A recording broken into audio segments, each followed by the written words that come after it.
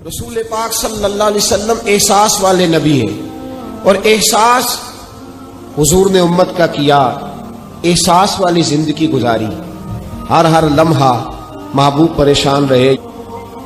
نبی پاک صلی اللہ تعالی علیہ وسلم کی حدیث اور روایت کرتے ہیں حضرت سلمان فارسی رضی اللہ تعالیٰ عنہ، اور ساتھ ہیں سیدنا بلال حبشی رضی اللہ تعالیٰ عنہ۔ فرماتے ہیں ہم نہ گھر سے نکلے، حضور نے فرمایا ذرا جلدی چلو، ایک ضروری کام ہے۔ فرماتے ہیں بڑی تیزی کے ساتھ آج روٹین سے ہٹ کر محبوب نے تیز تیز قدم مبارک اٹھائے، تیز، اور فرماتے ہیں ایک گلی ہم نے کراس کی، دوسری گلی میں جو پہنچے تو پھٹے پرانے کپڑے، سادی سی بی بی، اور حالت بتاتی تھی کہ بیچاری کسی غریب گھر کی ہے، وہ سڑک پہ کھڑی تھی اور رو رہی تھی۔ میرے کریم رسول نے فرمایا بلال اسے پوچھو کیا مسئلہ ہے، کیوں روتی ہے؟ تو حضرت سلمان عرض کرتے ہیں میں نے کہا حضور میں پوچھ لیتا ہوں، آپ جائیے، کام بڑا ضروری ہے جو نکلیں، میں معلومات کرتا ہوں۔ تو محبوب نے فرمایا نہیں، اس کے آنسو پوچھنے سے ضروری کوئی کام بھی نہیں، پہلے اس کی داد رسی ہوگی، اسے پہلے پوچھا جائے گا۔ روتے نہیں رہتے لوگ گھروں میں، لوگ گزر نہیں جاتے چپ کر کے، کتنے لوگ تڑپتے ہیں، کون احساس کرتا ہے؟ نبی پاک سید عالم صلی اللہ علیہ وسلم رکے اور اس خاتون سے پوچھا کیا بات ہے؟ اس نے کہا کہ بات کوئی بھی نہیں، میرا ایک ہی موٹا سا مسئلہ ہے۔ کہا وہ کیا؟ کہنے لگی میں غریب ہوں، اور غریبی بذات خود بہت بڑا گناہ ہوتی ہے، لوگ بڑا جرم سمجھتے ہیں اس کو بذات خود۔ میں نے شروع میں کہا نا کہ مذہبی سٹیج کی بھی صدارت غریب آدمی نہیں کر سکتا، کیونکہ غریب جو ہوا جد کول دتھی ہونی انہیں نیڑے بہنا ہے نا جی، جد کول نہیں انہیں تو پیچھے جا کے بہنا اینڈ تے کول کہڑا دتھی ہے۔ اس سٹیج پہ بھی غریب آدمی کی صدارت نہیں ممکن ہو ہی نہیں سکتا۔ میرے رسول پاک سید عالم صلی اللہ تعالی علیہ وآلہ وسلم نے فرمایا پہلے اسے پوچھو کیا مسئلہ ہے۔ وہ کہنے لگی میں غریب ہوں، بوڑھی ہو گئی ہوں، ساری زندگی غلامی میں گزاری ہے، تیل لینے آئی تھی 5 دینار کا، بوتل میں تیل بھروایا ہے، اور اب بوڑھی ہوں نا تو کمر درد کرتی ہے، پیر پیچھے موڑا ہے تو میں گری ہوں، تیل زمین پی گئی ہے، اب زمین تو واپس نہیں کرتی، لیکن واپس جاؤں گی تو ایک یہودی عورت کی ملازمہ ہوں، وہ درے سے مارے گی، کھال ادھیڑ دے گی، میں بڑی پریشان ہوں، اب نہیں مار کھائی جاتی، ہڈیاں بوڑھی ہیں، قربان جاؤں۔ حضرت بلال کو حضور نے حکم دیا، فرمایا دوڑ کے گھر جا 5 دینار لا۔ فرماتے ہیں 5 دینار لائے، تیل خرید کے دیا، تو پھر رونے لگی۔ فرمایا آپ کیوں روتی ہے؟ اس نے کہا بتایا نا غریب ہوں، غریب کا جرم کوئی نہیں ہوتا، لیکن پیس دیا جاتا ہے، پھر بھی مار تو اب بھی پڑے گی، اب کیوں پڑے گی؟ تو عرض کرنے لگی محبوبہ مار اس لیے پڑے گی کہ دیر سے کیوں آئی ہے۔ تو میرے کریم رسول اور وہ بی بی حضور ابھی آئے ہیں مدینہ طیبہ، امام یوسف صالحی فرماتے ابھی آئے تھے حضور، سبل الہدی والرشاد کے مصنف کہتے ابھی آئے تھے نبی پاک، وہ جانتی بھی نہیں تھی۔ تو سید عالم صلی اللہ تعالی علیہ وسلم نے فرمایا اچھا مار پڑے گی؟ کہا ہاں۔ او بھائی کونسلر جو کل آپ کو کہہ رہا تھا نا میں آپ کا خادم ہوں، کونسلر بے گناہ، بلکہ ہمارے SHO صاحب اگر چودھری پہ پرچہ آ جائے تو اس کو ٹیلی فون کر کے پوچھتے ہیں صاحب جی تہاڈے خلاف درخواست آئی ہے، کی کرنا ہے؟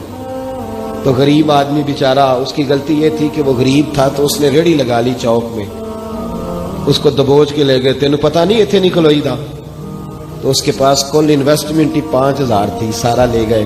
پھر وہ کونسلر صاحب کے پاس چلا گیا، سر میرے نال چلے آ جائے ذرا میں تھانے جانا ہے۔ انہوں نے کہا گڈی کرائی آ، پیسے ہیں نہیں ایویں تھانے جائیدا ہے۔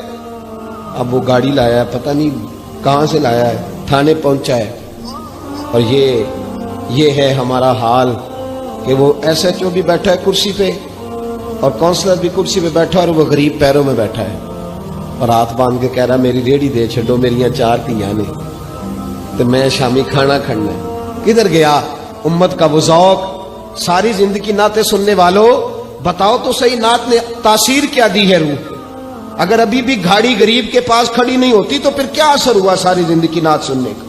میرے مصطفیٰ کریم سید عالم صلی اللہ تعالی علیہ وسلم نے فرمایا اس خاتون سے یہاں کونسلر ساتھ نہیں جاتا، کہتا ہے کر دیا ٹیلی فون، سویرے 9 بجے پہنچ جانا، اور کائنات کی سب سے معزز شخصیت حضرت سیدنا بلال حبشی رضی اللہ تعالیٰ عنہ فرماتے ہیں میرے نبی پاک نے فرمایا بی بی چل میں تیرے ساتھ چلتا ہوں. گویا اللہ کی ساری رحمتیں اس کے ساتھ ساتھ چلنے لگی. اور آگے آگے نہیں، ساری کتابیں پڑھ لو، وہ پھٹے پرانے کپڑوں والی بی بی آگے آگے اور اللہ کے کریم رسول پیچھے پیچھے. ساری گلیاں اس نے پھرائی، مدینے کی صحرا آ گیا. ایک دروازے پہ دستک دی سے مالکن آئی. وہ بی بی بعد میں کہتی ہے میں بھی بڑی ڈاڈی تھی، طاقت ہی نہیں تھی میرے سامنے کو کھڑا ہو سکے، لیکن جب میں باہر نکلی تو میں نے نور کے حالے میں لپٹی ہوئی ایک عظیم ہستی کو دیکھا. فرماتے محبوب کے گورے چٹے رنگ کے اوپر کالی زلفیں اور محبوب پاک کی مقدس آنکھیں جب تک بات کرتے رہے نظریں زمین پہ جھکی رہی. شرم و حیا والے رسول نے بڑے میٹھے، بڑے دھیمے، بڑے خوبصورت لہجے میں کہا. بریلی کے امام فرماتے ہیں نیچی نظروں کی شرم و حیا پہ درود. بڑے دھیمے لہجے میں فرمایا تیری نوکرانی ہے تیری. عورت کہتی ہے میں تو حضور کے جلووں میں محو ہو گئی کہ سادگی میں اتنا حسن میں نے دیکھا ہی نہیں، تیری نوکرانی ہے. کہا تو میرے محبوب نے فرمایا بیچاری کی غلطی کوئی نہیں، اسے مارنا نا، اس سے تیل گر گیا تھا، نیا خریدتے دیر ہو گئی، رو رہی تھی تو میں سفارش کرنے آیا ہوں. وہ خاتون کہتی ہے کسی کی نہیں مانی تھی، پر محبوب کے جملوں میں تاثیر اتنی تھی ککھ سواد نہیں مشری اندر اسا کھنڈا می چکھ ڈٹھیاں انہاں ساریاں شہواں نالوں گلاں سجن دیاں مٹھیاں. فرماتے ہیں نبی پاک صلی اللہ تعالی علیہ وآلہ وسلم نے فرمایا کچھ نہ کہنا. کہنے لگی نہیں کہتی، میرا وعدہ رہا کچھ نہیں کہوں گی. اب میرے حبیب نے پھر نظر اٹھائی اور اس غریبنی کی طرف دیکھا اور فرمایا تو اگر کہے تو میں جاؤں، تو اگر کہے تو میں خود بھیک دے، خود ہی کہے منگتے کا بھلا ہو، تو اگر کہے تو میں جاؤں.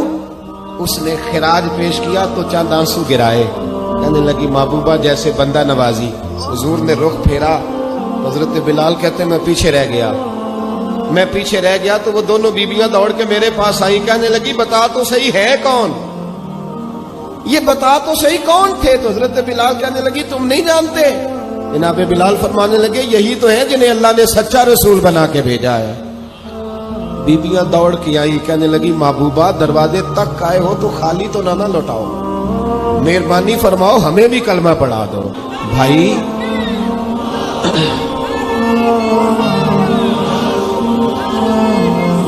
اگر دولت احساس ہے نا پھر تو زندہ ہے. جو زندہ ہوتا ہے اس میں لچک ہوتی ہے، جو مر جاتا ہے وہ اکڑ جاتا ہے. اگر زندگی ہے تو پھر احساس ہونا چاہیے. اگر تیرے اندر زندگی ہے تو پھر احساس ہے، اور اگر تیرے اندر احساس نہیں رہا تو پھر زندگی زندہ دلی کا نام.